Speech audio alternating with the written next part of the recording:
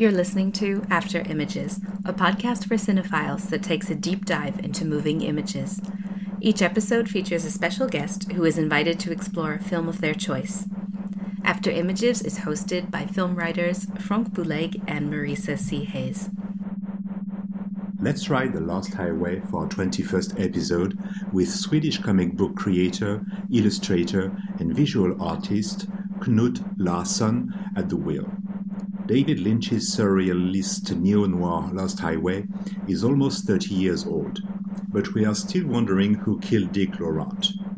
Starring Bill Pullman, Patricia Arquette, and Balthazar Getty, the film takes us on a wild ride akin to a Moebius strip, a deranged psychogenic fugue replete with doubles, bathed in a nightmarish atmosphere. The film opens in Los Angeles, where Fred and Renee Madison begin to receive VHS tapes showing footage of the interior of their house.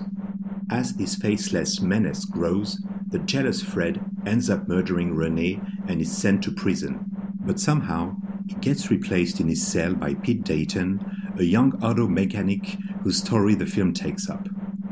When he meets Alice, the blonde double of Renee, Pete enters a whirlpool of violence and betrayal that brings chaos to his life.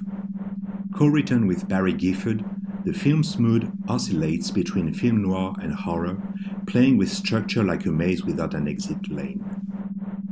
Knut Larsson, born in 1972, is a comic book creator, illustrator, and visual artist. He debuted in 1996 in the magazine Galago, and his first graphic novel, Canimus, came in 2001.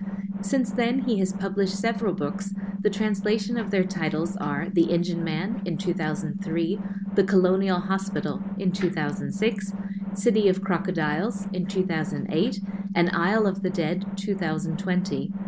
Larsson has also worked with animated film, and in 2004, his commercial short for Mayflower was awarded an Advertising Industry Prize. In 2014, he wrote and directed Hypnagogia, Send Me the Pillow That You Dream On, a 29-minute short film. In 2016, Larsson was awarded the Adamson Statue. His work has been shown in several European exhibitions. Welcome to this episode of After Images podcast. We are delighted to be joined by Knut Larsson today in a discussion of David Lynch's 1997 feature-length film Lost Highway. So welcome to the podcast, Knut. Thank you, Marisa and Frank. Yeah. It's really nice to be here. And let us know, why did you choose this film? What does Lost Highway mean to you personally? Well, David Lynch is and has been my sort of hero artist for many, many years, at least since the early 90s. And so actually I could have picked almost any of his films to have a discussion about. But Lost Highway has a certain special meaning for me, I guess. I saw it at an age, I was 25 at the moment when it was released. And it just hit me like few other films have. And I saw it about 11 times at the cinema when it was released. So and it's a movie that you can come back to many times. And but the strange thing is that I haven't actually come back to it so much in the recent years, because I saw it so many times when it was released, and I bought it on VHS when it was released, and so I guess I was full of it. I had really consumed it. So, but now before this podcast, I had a good reason to return to it, and I must say I got some new ideas about it. That's so interesting, because recently someone else told me that in 1997 when the film came out. They were still quite young, and they returned to the cinema 27 times to rewatch Well, the film. And what do you think it was, perhaps for young adults at that time who were so heavily affected by the film?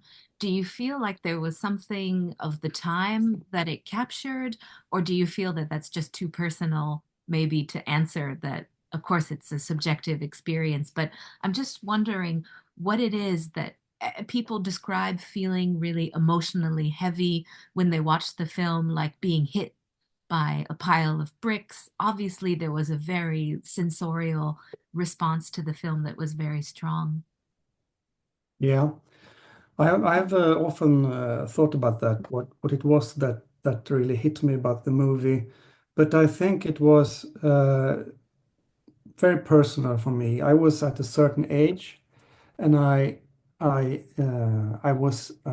just left a relationship, so I was sort of vulnerable, I think, and so I think my mind was just wide open for the experience, and it certainly is an experience. As we going to discuss it, there's much to discuss, but mm, mainly it's meant to experience. mm. Do you think it's important to try to understand the film, or really just to let yourself go with it and appreciate the experience, to appreciate the ride? I think you can go both ways.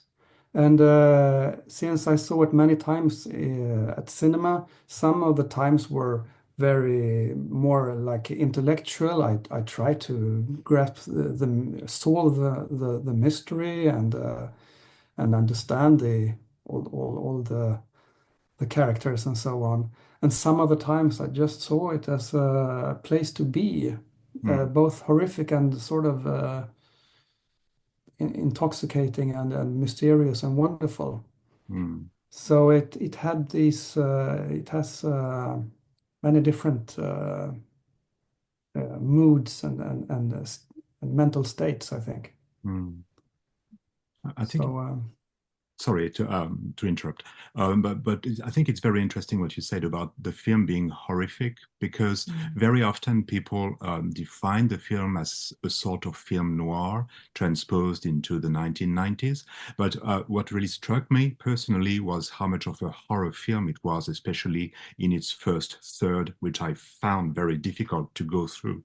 When I went to see it the first time in the cinema, I almost walked out because it was so I don't know. I mean, it really played with elements that were difficult for me to deal with, and it felt oppressive in that house.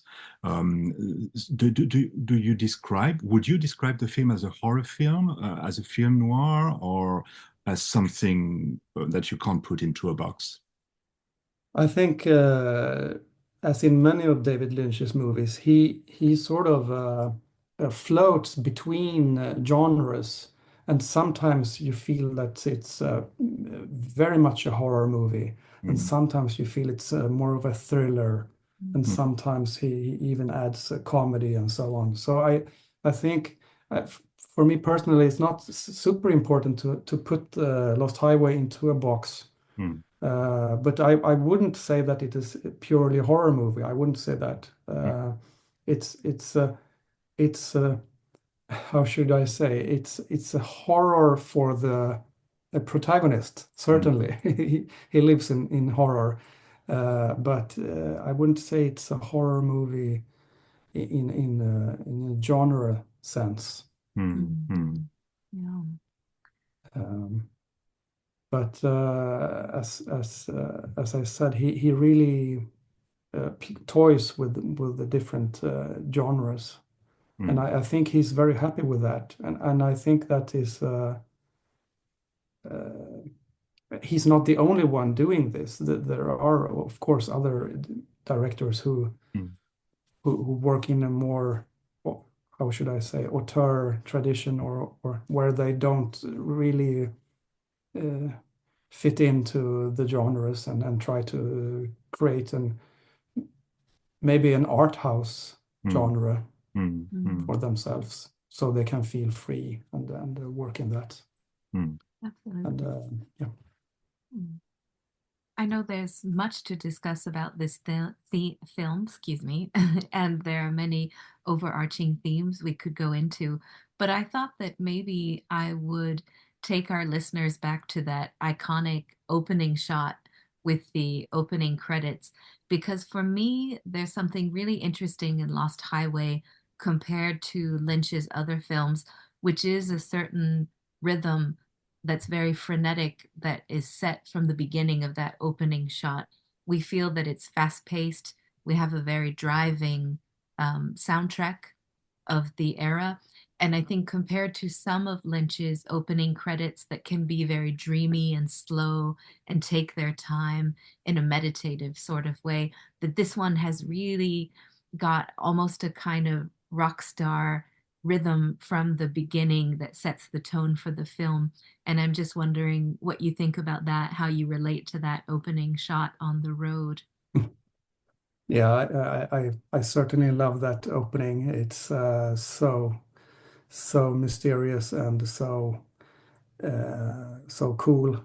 And with the David Lynch, no, I mean, sorry, David Bowie's song playing, I'm Deranged. It really sets the scene.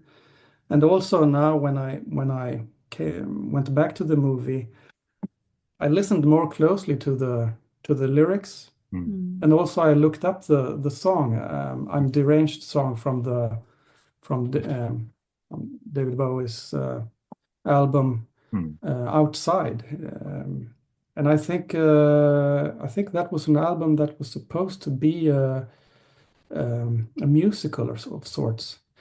And I'm pretty sure he worked with Brian Eno, and they went to some how do you say, some insane asylum, some institution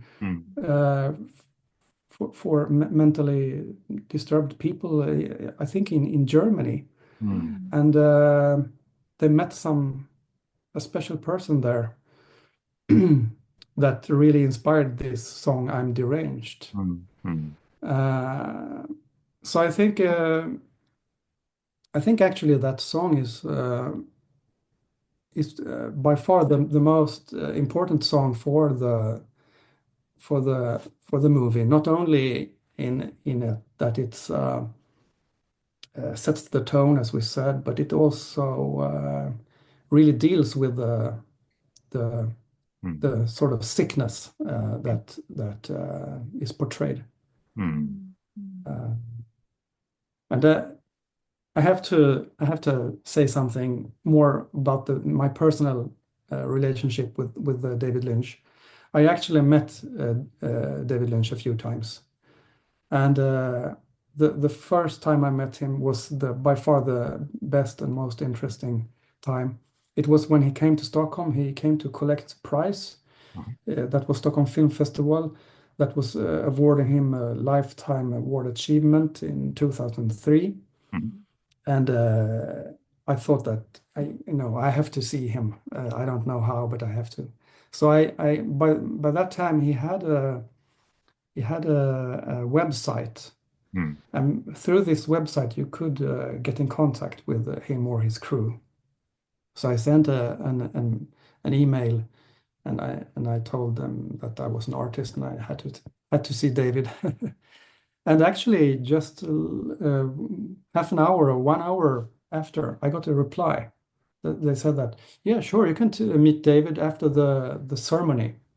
They said this and this hotel, like 15 minutes after the ceremony is over, you can meet David, but don't tell anyone. Okay. And they said I could bring a friend, so I brought my best friend. And we went to the award ceremony and sneaked out afterwards and went to the hotel. And in the lobby, all of a sudden, there was David, and he had some sort of bodyguard with him, or I don't know if it was an actual bodyguard, but it was some man sort of guiding him.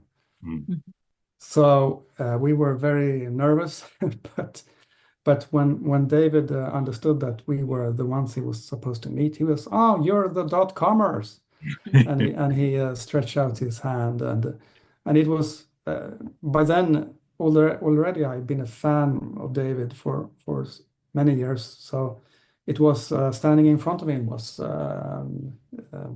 very emotional, or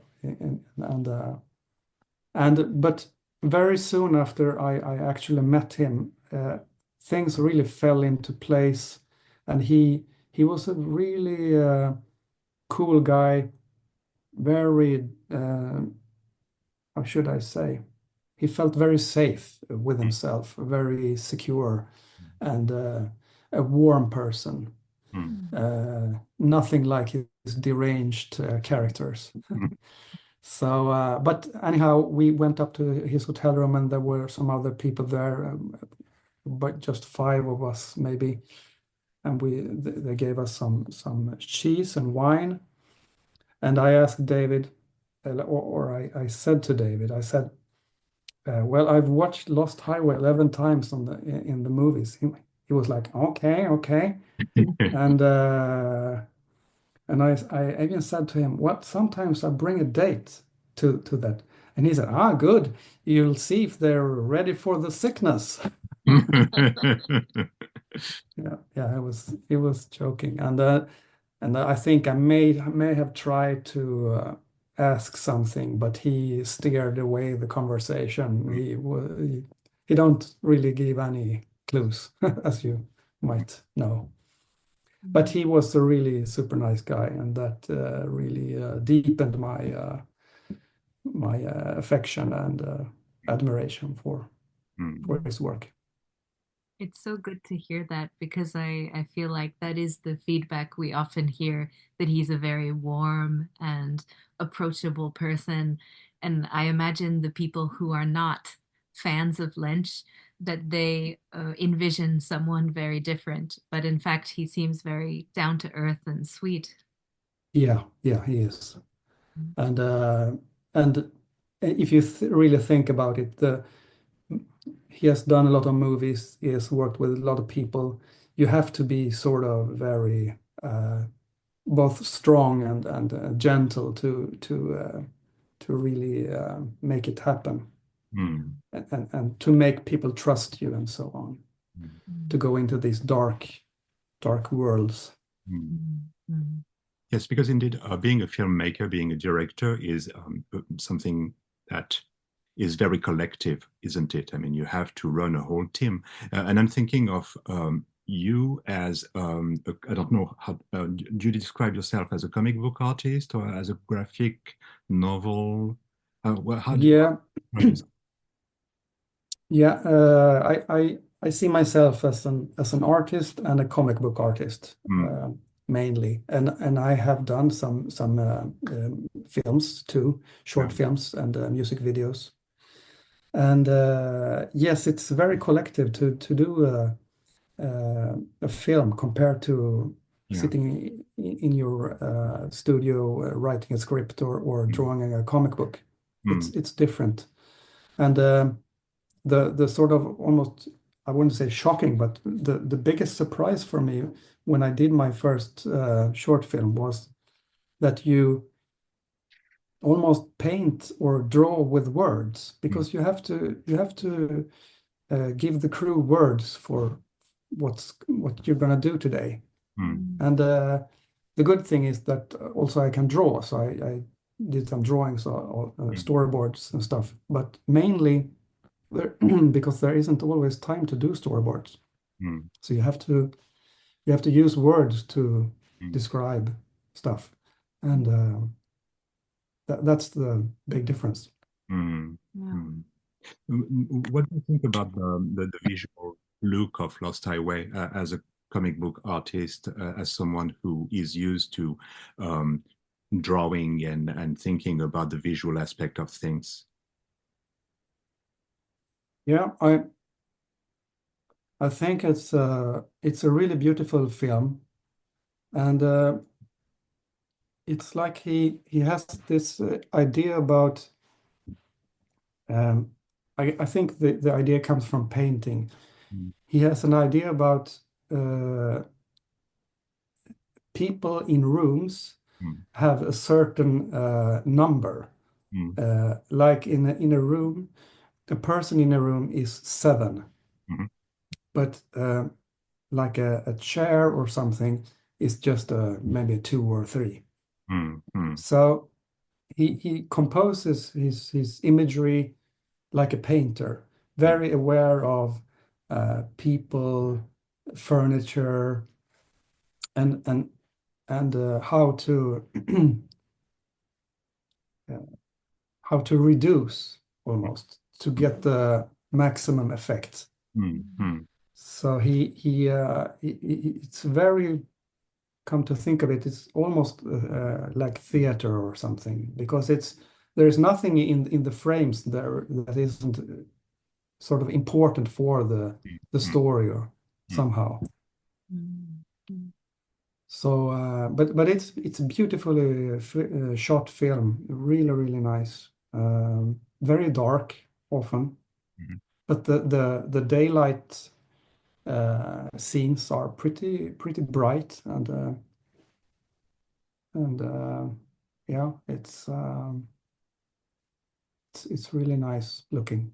mm, And as someone who has worked with sequential art in various forms, cinema, graphic novels, etc., what do you think about the notion of time and sequence in this film, the kind of elasticity of time, or what people typically describe as a Moebius strip, but we could also talk more generally about nonlinear time and circular notions of time. I'm curious how you situate yourself with regards to time in the film. Yeah, that was one of the most intriguing and impressive things when I saw it back in '97. It was the circular form of the story, and it really intrigued me, uh, and it still does actually. Um, well, there is this difference between time in when you do comics and time in cinema. In cinema, time is really crucial. There are a lot of films that deal with time as a subject, or there is actually behind me, if you can see, since we're zooming, there is mhm, a La Jetée poster that mhm, I have illustrated for a cinema company here in Sweden. mm, And La Jetée is also one of my favorite films. mm, Mm. And in that movie, they're really dealing with time. mm, Yes. And there was a time when I was really into La Jetée, and I was into Vertigo, and I was into 12 Monkeys, mm, because these three movies they connect mm, so beautifully. mm, And and Chris Marker is, I love his films. I haven't seen all of them, but a few, and I really love La Jetée. And I think there are really connecting dots with David Lynch's work and Chris Marker, and also some other French directors that I have come to know in recent years, like Jacques Rivette and Alain Resnais and those guys. And because they are interested in time and in time loops, and mm, I don't really know where that come from, but probably it comes from philosophy and interest in ancient mythology and religions, and also viewing time as itself as cyclic, mm, mm, and seeing time and seeing history repeat itself maybe, mm, and seeing things happening again and again. Uh, there are, I'm not sure if how it is with the Vedic, but I'm pretty sure that, yeah, come to think of it, there is this time of cyclic time in the Vedas. mm, David Lynch, he talks about Kali Yuga, that the period we're living in now. mm, And it's a pretty bad era. It's the worst, actually. And so but there are these very fixed time cycles that come one after another. And so we're sort of trapped in time somehow. We're trapped in these cycles.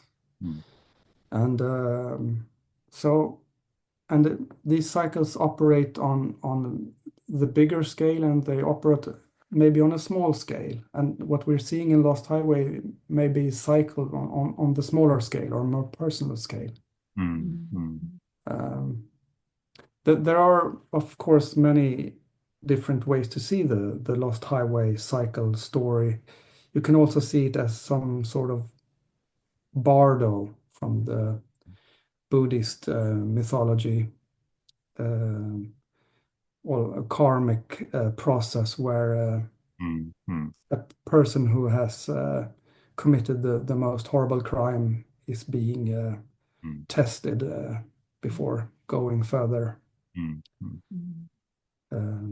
So that could be the case. But time and cinema is sort of very connected, and about first La Jetée and then Vertigo. In Vertigo, it's also one of my favorite movies. But there is a connection between Vertigo and Lost Highway, because 2/3 into Vertigo, there's this shift. There's a shift where John Ferguson, the main character, James Stewart, he's in a sort of an institution because he's very worked out of the events that has happened. And he goes out in the streets, and it's like the world's very different. He's different, the world is different, but he meets the same girl, but she looks different. And then he starts the process. This is a classic, so you've seen it and many have seen it. But he starts the process of making the woman he meets into the woman he has known in the 2/3 of the movie. And these shifts reoccur in David Lynch's movies. It's a very dramatic and interesting effect where you have, as in Lost Highway, you have like 1/3 of a movie almost, and that's this shift. And the characters are different, and the identities are switched, and you don't know where you are, and that's really interesting. And what's interesting is that it's not only, I mean, we are lost because we don't really understand at first what's happening, but the characters themselves don't understand what's happening to them. They don't understand anymore. They are, do they? No, exactly. They are completely lost. And I remember when it came out also in '97, when I was very absorbed by the movie, I read an interview with David Lynch, and he said something like, "I'm like Fred in Lost Highway. I'm like Fred, lost in darkness and confusion." And I was so touched by it. I was so I felt so sorry for him. But meeting him made me also understand. Of course, he's lost in darkness and confusion, as we all are. But he's not. He's a pretty safe guy. It's interesting to maybe connect the dots to the reference that you made to Buddhism and cyclic time, thinking about ideas of what is reality and illusion. I know that much has been said in this film about how we remember, how we transmit memory, and how we process memory. But maybe it's also interesting to think about this from the Buddhist perspective of illusion and reality and the different layers that one might have there. Yeah, absolutely.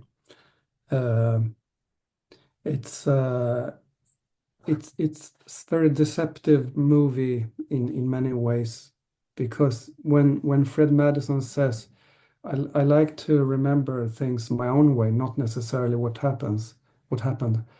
I think he says that, and that could be a key line to a murderer's psyche. He doesn't want to remember his deeds, But it could also be a sort of a key to how we work, everybody, how our psyche work, that we remember things the way we want to remember them, not necessarily what happened. That I can really relate to, because seeing videos of yourself from a certain time can be sort of very annoying or disturbing, because it didn't feel like that when you were there. It felt like something totally different. Yeah. And talking about the video, what do you think about the use of the video by the mystery man in the film, and the way that the video at first is something that is only filming the outside of their house, but all of a sudden it enters into their intimacy up to their bedroom, and that they have this feeling of violation that goes along with it. Yeah, that is really, really interesting. And actually, as I said, when I now returned to Lost Highway many years later, that was maybe the most interesting revelation, the VHS, Video Home System. And David Lynch's themes are often about homes, or the unhomely, unheimlich, as you say in German. And that is the uncanny and the horrors that can happen in a home. He has had this theme many times, and so I think that VHS, Video Home System, is sort of almost a mantra for this movie. It felt like that now. And when the mystery man says, "You invited me. It's not my custom to come where I'm uninvited," and that line is very mysterious. But for me, right now, it's when they put the cassette tape in the recorder. That's how he gets invited. So it's like in the Twin Peaks mythology, where the demons go with the electric lines.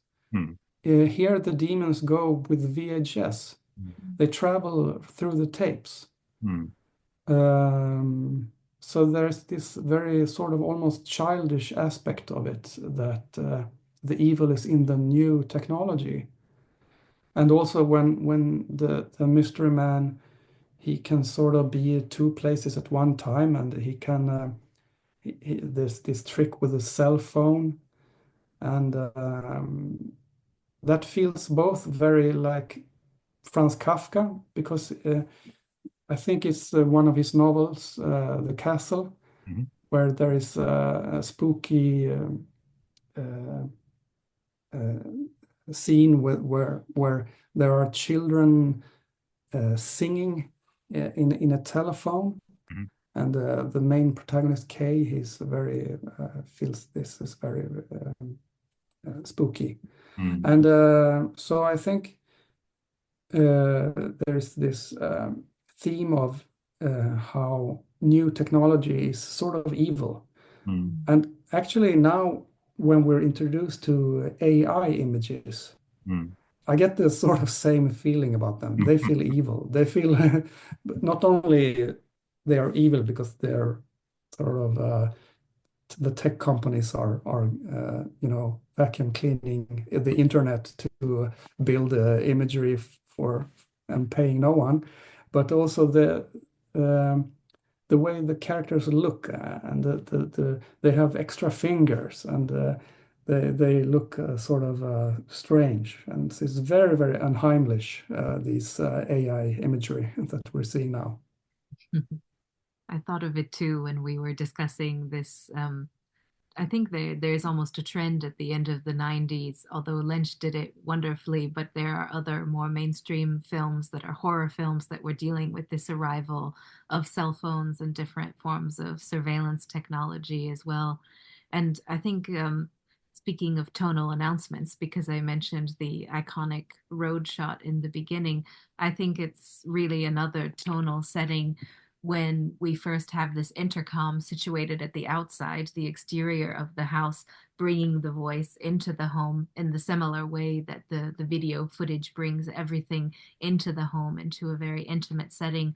But we have that Yeah. dichotomy that you spoke about, the exterior versus the interior, and all of the horrific acts that can happen away from the public eye inside the walls of the home. And I just want to ask, are you familiar with J-horror, and with films like Ring from Japan and the use of the video cassettes? Yeah, I've seen the American version of The Ring, Mm, and I came to think about it now when I saw Lost Highway again, mm, and they came around the same time, I think. Exactly. mm, Yeah. But one other thing that's really interesting about Lost Highway is not only had a very deep impact on me, it had an impact on other directors, I think, because Michael Haneke made a film called Cachet, and it's really an homage to Lost Highway in many ways, where this couple get these videotapes, mm, mm, and it was many years since I saw this film, but I think that in the end, you get the sort of feeling that it is the director himself that sends the tapes. mm, mm, It's Haneke himself who is the mystery man who sends the tapes. mm, And that might be also the answer to who sends the tapes in Lost Highway. It's the director because he wants to create a mystery or a strange story for the characters he's set up. And I think I've heard that it was Lynch's own house at the time. Do you know if that's correct, or is that something we Yeah. should look up to confirm? Yeah, I think it was a house on his street that he bought. I'm Mm. not sure. I don't think he ever lived in that house. I think he mm, lives in a house close by, mm, and he bought this house to uh, probably to do the Lost Highway film. And mm. then when he owned it, he turned it into a studio. Okay. So now it's his music studio. Okay. Okay. Mm, I'm pretty sure it's that case. Thank you. So, but that was a rumor around that time that he made this film in his home, and that mhm, just increased the feeling of, you know, that it was a home movie mm, mm, mm, in so many ways. mm, So It's good to hear that it wasn't truly a lived-in home, mm. because there's a very clinical kind of empty feel to this house, at least as it's yeah, presented in the film, which I think adds to that layer of illusion, as if people give the appearance of living there, but there's not really any soul or character to that house. yeah. And actually, there's a pretty funny line when Fred Madison says to um, Alice, his wife, or is she called Renee? It's I get mixed up. He's gonna go to the club and he's gonna play his saxophone, and he says and she says she's gonna stay home, and he says, what are you gonna do? I don't know, read, she says. And he says, read? Read what? And we haven't seen any books. Mm, The walls are completely clean, and so it's a sort of a strange meta commentary, mm, or maybe it could be also a commentary to that people don't have books so much anymore. mm. I don't know. But it definitely doesn't look like a lived-in house. And what really struck me this time when I watched the film again, preparation for this podcast, was how much of the way it felt like a haunted house. Hmm. The first third of the film is really a haunted house movie with all the tropes, and it feels like a maze of sorts that reflects somehow the mind of Fred himself. And perhaps since I've read your paper about it, I mean, it reminds me of The Shining in a way, with the maze. Outside the hotel, I think there is a certain echo there of the film The Shining. Yeah, that's really interesting. I haven't really thought about the house itself in Lost Highway more than that it is very apparent a maze. Mm, But I haven't really connected to The Shining. But when you say it, it's really it could be really a haunted house. Absolutely. I am really interested by The Shining and I believe that David Lynch is too. And I believe that a house can be a really good metaphor for the mind mm, and how the soul sort of wanders in a house is how the mind wanders. mm, Mm, mm, mm, And but there are some really nice shots in Lost Highway when the characters are trying to figure out where they are in this maze mm, or in this situation. And those moments are very quiet and sort of almost like a sort of a meditational state. mm, mm, mm, mm, And there could be a little music, Badalamenti music in the background or something. But those are very beautiful and mm, sort of a bit scary too, of course. But uh, but it feels like the characters and I don't know, maybe the film itself is trying to think, yes. mm. Mm. it tries to figure out what's going on. Are you familiar with the short film Meshes of the Afternoon by Maya Deren? Yes, yes, I've seen it on YouTube. Mm, Yeah, it's a really interesting, cool movie done already in the 40s, and mm, it feels very much like a very similar to Mulholland Drive in the imagery and the mood, mm, Mm. um, and also the as in we mentioned I mentioned the Alain René L'année dernière à Marienbad, the, the sort of where you present a murder weapon, a knife, or it could be something, but you're not really sure uh, who did it and if the person is really dead or it's sort of a strange game. mm, It could be like a murderer who tried to conceal to him or herself that they have done this evil deed, maybe, mm, or just toying with the sort of theatrical idea about when you present a gun hanging on the wall, it should be fired mm, at mm, the end. mm, But I don't know. But they're really it's really interesting. The film by Maya Deren. Yeah.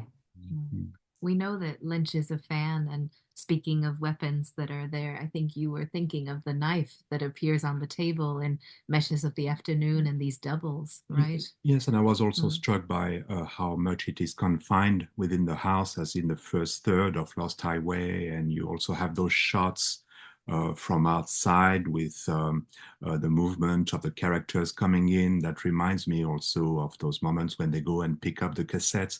I don't know. I was once again very struck by how close the two were this time when I watched Lost Highway again. Mm. And Hmm. it'd be interesting, I think, possibly to do a parallel watching of both to see what resonates with what. Yeah. Yeah. Really, really interesting. Yeah. Mm, Um, absolutely. Um, And what do you yeah. think about how Lost Highway sits within the filmography of Lynch, and especially I'm thinking of, by his own admission, that Lost Highway kind of takes place in the same universe as Twin Peaks. And I think by extension, we can assume that Mulholland Drive does as well, since it was initially imagined as a sort of spin-off television series for Audrey Horne. Hmm. Well, I haven't really connected it to Twin Peaks, but it could absolutely be in the same universe. Um, I often see all David Lynch's films as small, sort of micro universes themselves, like they are planets in the universe, and so and especially Lost Highway feels very much like maybe Eraserhead, that you're inside someone's mind all the time, and that the journey you're on is really inside one person. But absolutely, you really feel a connection to Twin Peaks mythology, especially with the mystery man, who is apparently some evil spirit who can travel through the modern technology, and as we have seen in Twin Peaks also. Yeah, I'm very struck by that structure, the small bungalow that's in the desert of Lost Highway. And it really reminds me of these mysterious spaces like the convenience store in Twin Peaks. Yeah. And I also thought the interior was a bit evocative of Beulah's cabin in season 3 of Twin Peaks. So it feels like this kind of architecture, maybe an evil sort of entity's space, keeps reappearing in these different universes. Yeah, very interesting. It's so it's such a lovely scene when they go into the desert there and go into that cabin, and how that cabin then explodes in some backwards way. It's very beautiful. But absolutely, David is telling a story through architecture often. He absolutely is. And it's a fantastic tool to tell a story just by how it's furnished, or how it's the interiors. There's this really beautiful example in the Hitchcock movie Rear Window. In the first minutes, you get there's a camera just going in the room, and we see some photographs and some furniture, and we actually get the whole backstory of the main character. So it's finally, when the camera lands on James Stewart, we know who this guy is. So it's a very effective way to talk about, to tell a story. Absolutely. And also you can yeah, sorry. Please. About architecture, I'm really no expert in architecture, but it has struck me that there are some environments and some places that feel, I wouldn't say evil, but they feel like they are really bad places, and the sad thing is that probably it's all drawn in the architectural plans. It's just bad drawing. They shouldn't have drawn it in those proportions. They make people feel really bad. And the most horrible example of this is the fascist architecture examples, where they build in that people should feel very small, they should feel very insignificant, and they should be very impressed by these huge pillars and so on. And there are very positive architecture as well, where people feel very good and nice. like nice wooden cabins in Twin Peaks and stuff. Mhm. Mhm. But this detail that Lynch expresses through architecture locates the people and somehow entraps them on a spot in a very specific location. And I think there's a tension here in the film between the house, the cabin that are very static, and the Lost Highway itself, which is all about movement, as if the character was trying to escape. Do you think there might be something about this in the film? This will to somehow, you said earlier on that we are trapped in time, and he's a convict in a cell once again, behind bars, and there's this will to always go on the move and to escape. Yeah. Yeah, there are two ways to see this. One way is that the murderer really wants to get out of his mind because that mind is a sick mind and it's a dangerous mind. So he really wants to escape that. But it could also be saying something about all our minds, that we are sort of trapped in them. And but David Lynch has been very outspoken about his interest in transcendental meditation. And I have myself taken the course, and I have been a meditator for many years now, or at least 15, I think. And I think actually that, sorry, I have to drink some water.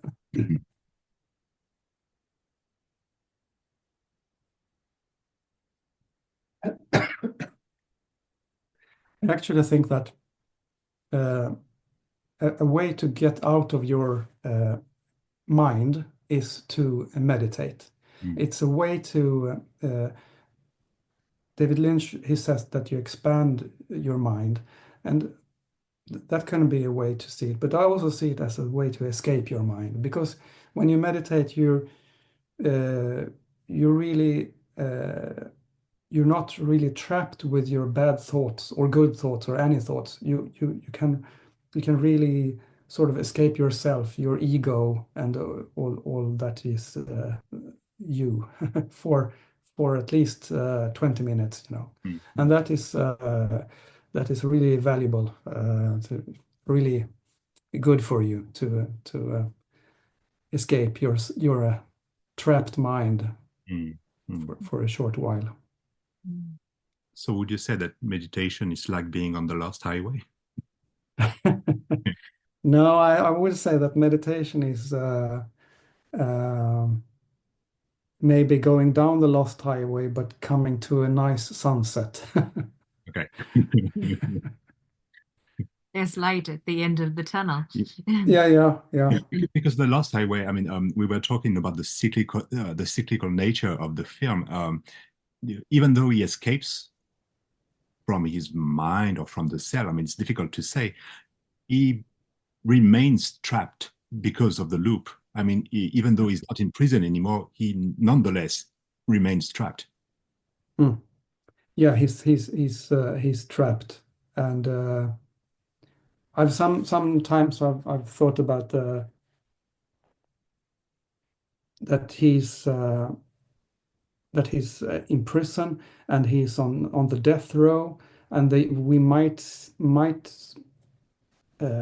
understand that he's maybe being executed, and that the whole movie is sort of in the blink of the moment where when he's dying, and this is sort of Bardo trip he's on, and because when we see Fred Madison in the end of the movie, he's hunted by police cars driving down the Lost Highway.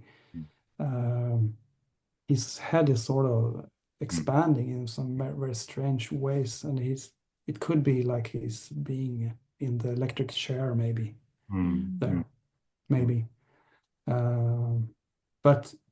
But even though, you know, death wouldn't be his way out, you know, I think at least if you believe somehow in karma, he's gonna be in some sort of hell, that Fred guy. Mm. And what do you think about the women of the film, or more specifically, Patricia Arquette's dual performance and the kind of idea of the femme fatale who seems at first to be in a very submissive position, and then towards the end, it looks more like she's the one who's been manipulating certain situations to her advantage. Just wondering what you think about these dual characters.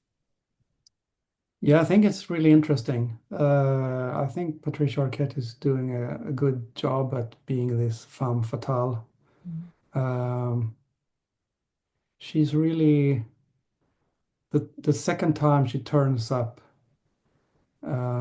she's called Alice, I think. The first time Renee, and the second time she's the one who's manipulating, and that is sort of where his sort of dream goes wrong. Because if you see the story as a person who tries to escape his mind and tries to create a better, younger self. And that's also an aspect, the sort of middle-aged man who creates a younger man. So it's a midlife crisis movie in a way also. But anyhow, he creates this younger guy who he's not an artist at all. He's a car mechanic. So he's sort of he's a simpler guy, but he's supposed to be a more happy guy. But he's not a happy guy because he's really confused. But anyhow, there's this flip side, and also the woman has to be more powerful or be more in control in this other world. So if Fred was more in control in the first world, in the second he doesn't have any control. And yeah, you'll never have me, she says, and walks out. But she feels very much like she's not a real woman. Not any of them are very much sort of projections, or they are very much, should I say, iconic images of women. So that seeing Alice and Renee, that really indicates maybe that we are in this sort of hermetic bardo state where all you see is sort of dream projections. You could even sorry. Oh, go ahead. You could even argue that the names are indicative of this. I mean, Alice, of course, leads to Alice in Wonderland. I mean, going through the mirror, but Fred himself is called Mad Eason.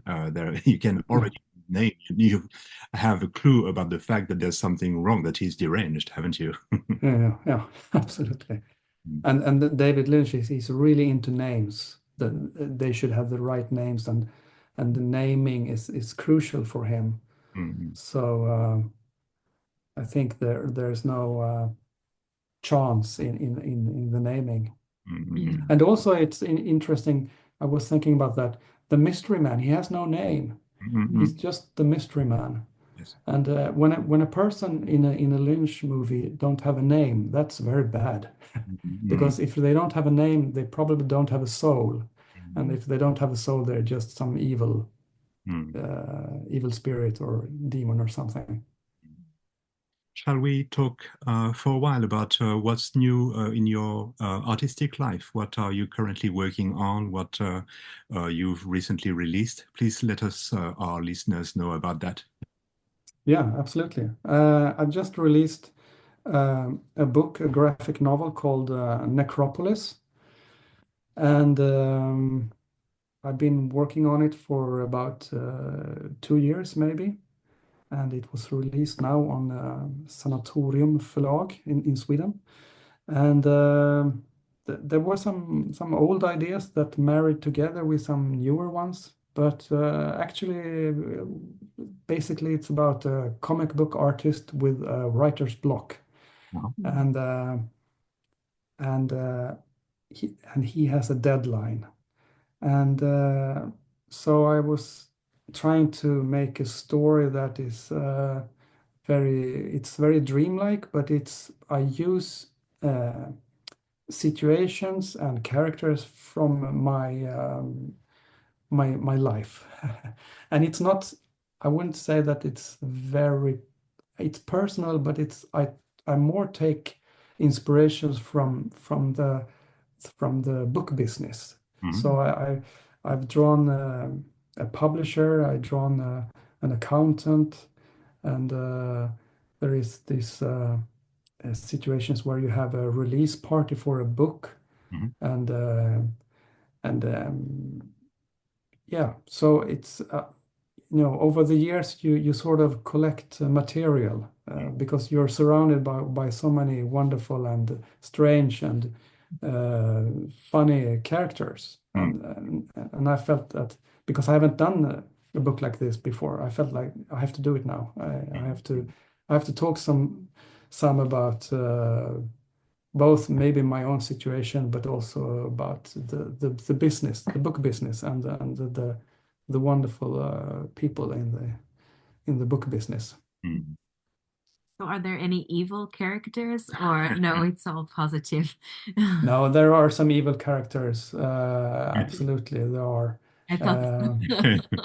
Because I created a sort of a angelic character who really supports the main character when he has a tough time. She looks like an angel.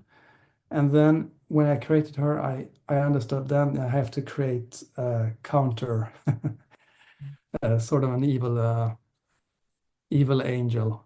So there are these forces that he's put up against. So But yeah.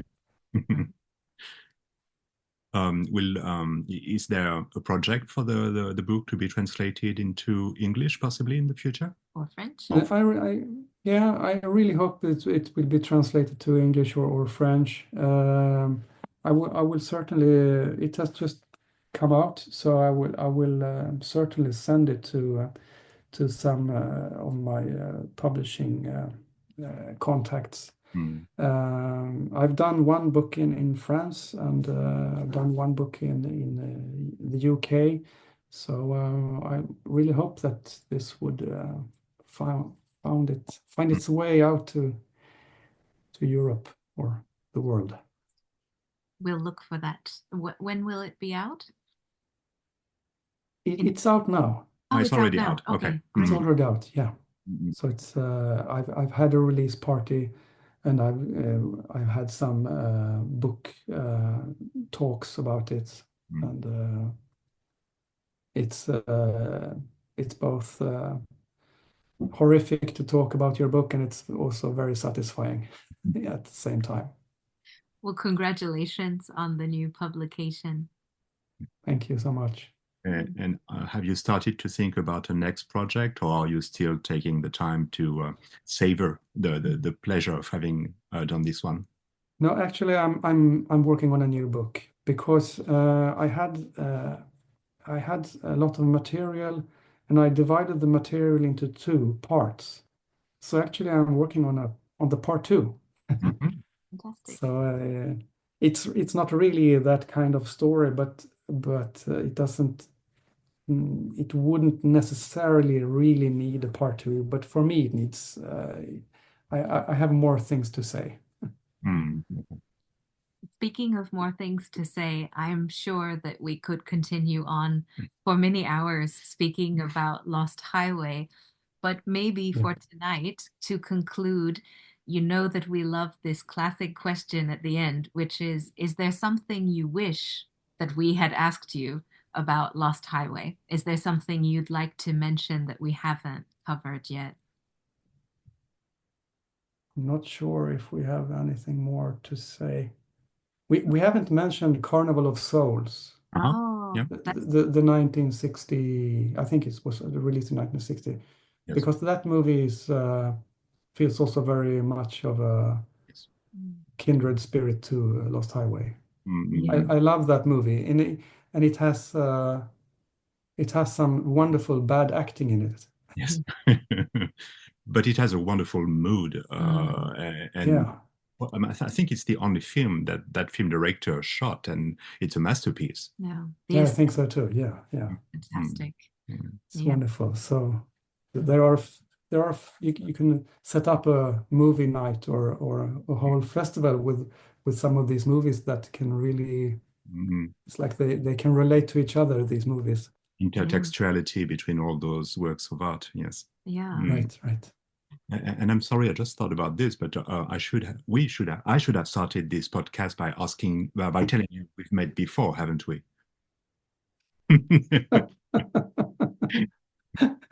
But it's okay because it's circular time. Yeah. So it's okay that it comes now. Thank you very Yeah. much for having taken the time to be with us Thank you. for this discussion over Lost Highway. It was a real pleasure to chat with you.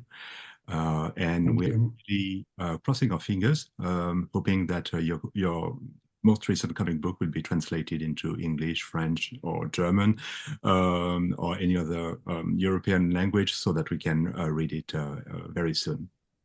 Yeah, I hope so too. And thank you so much for talking to you. It was a real pleasure.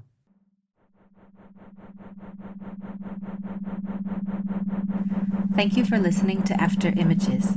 Please subscribe on your favorite podcast app and follow After Images podcast on social media.